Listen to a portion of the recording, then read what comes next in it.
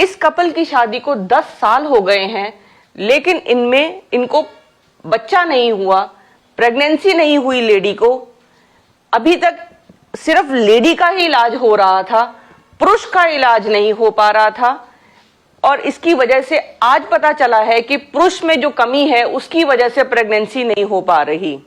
आज मैं आपको वो 5 गलतियां बताऊंगी जो पुरुष करते हैं, जिनकी वजह से लेडी प्रेग्नेंट नहीं हो पाती। हर इनफर्टाइल कपल, जिस निसंतान कपल में से 50% कपल्स में पुरुषों में प्रॉब्लम होती है। और पुरुषों की ऐसी कौन सी प्रॉब्लम्स हैं जिनकी वजह से वो प्रेग्नेंट नहीं हो पाती? सबसे बड़ी प्रॉब्लम पुरुषों में ये है जो उनका खान पान है, जो उनका मोटापा है। बीड़ी, सिगरेट, शराब या कोई भी नशा पत्ती करते हैं तो आदमी के जो स्पर्म्स होते हैं, जिनकी वजह से प्रेगनेंसी होती है, जो स्पर्म्स इस यूट्रस के अंदर जाते हैं, वो उनका वॉल्यूम कम हो जाता है, नंबर कम हो जाता है, उसकी क्वालिटी कम हो जाती है। सो पहला है खान पान। दूसरा, क्योंकि ये एक ट्रक ड्राइवर थे और कंटिन्यूसली बड़ी गर्मी में ये ट्रक चलाते रहे और बैठे रहते थे। कई बार इन्होंने मोटरसाइकिल भी घंटों चलाई है। जो आगे वाला हिस्सा था, जो नीचे वाला हिस्सा होता है आदमी का, अगर वो ज्यादा, जो टेस्टिस होती हैं उसका टेम्परेचर 2 डिग्री कम होता है, इसीलिए वो बॉडी से बाहर होती हैं। अगर वो ज्यादा गर्मी में रहेगी तो जो स्पर्म्स हैं वो डैमेज हो जाएंगे। हमेशा ऐसी एनवायरनमेंट में आदमी को रहना चाहिए ताकि उसका जो नीचे वाला हिस्सा है वो ठंडा रहे। तो ज्यादा गर्मी की वजह से भी स्पर्म्स डैमेज हो गए। इसके बाद जो नेक्स्ट प्रॉब्लम आई, इतने सालों से इन्होंने अपना टेस्ट ही नहीं करवाया।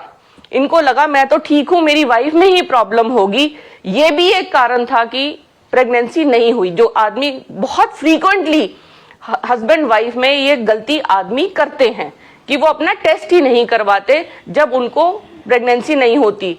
इसके बाद दूसरी चीज और है कि जैसे जैसे लेडी की एज बढ़ती है, अगर लेडी की एज 35 से ऊपर है तो जितने भी टेस्ट हैं बच्चा होने के लिए, आदमी के भी, पुरुष के भी और औरत के भी, लेडी के भी, साइमल्टेनियसली होने चाहिए।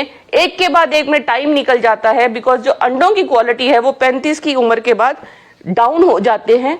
तो इससे अच्छा है कि अगर पुरुष टाइम ना गवाएं और अगर वो उनके पार्टनर की एज 35 के आसपास है तो वो जल्दी अपना इलाज करवाएं।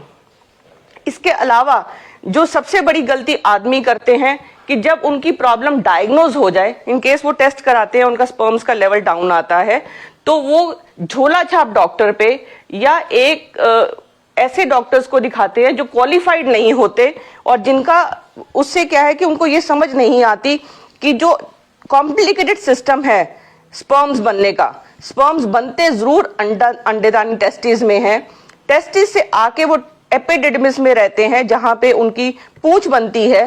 पूंछ बनने के बाद फिर वो एक लंबी नल की वास डिफरेंस से होते हुए, ये पूरा एक रास्ता तय करते हुए, प्रोस्टेट की पाइप में से निकलते हुए फॉर नीचे बाहर पीनेस से बाहर आते हैं। एक झोला छाप को ये नहीं पता कि कहां कहां पे क्या क्या प्रॉब्लम हो सकती है। प्रॉब्लम अंडेदानी में हो सकती है जिसके लिए हार्मोन्स चेक होने चाहिए। इन्फेक्शन हो सकती है जिसकी वजह से स्पर्म्स चेक होने चाहिए, इन्फेक्शन का क्योर होना चाहिए। या ये नल की ब्लॉक हो सकती है जिसको हम कहते हैं कि वास डिफरेंस बंद हो गई है, इसका इलाज होना चाहिए। या यहाँ इस पाइप में दिक्कत हो सकती है जिसका इलाज होना चाहिए।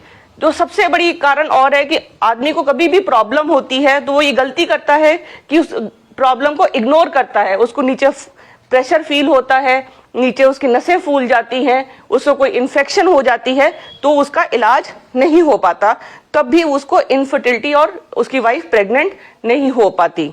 और जो 5वां कारण, जो सबसे कॉमन कारण आजकल देखने में आ रहा है कि कई बार आदमियों के मल्टीपल संबंध होते हैं जिसकी वजह से उसको सेक्सुअली ट्रांसमिटेड डिजीजेस हो जाती हैं।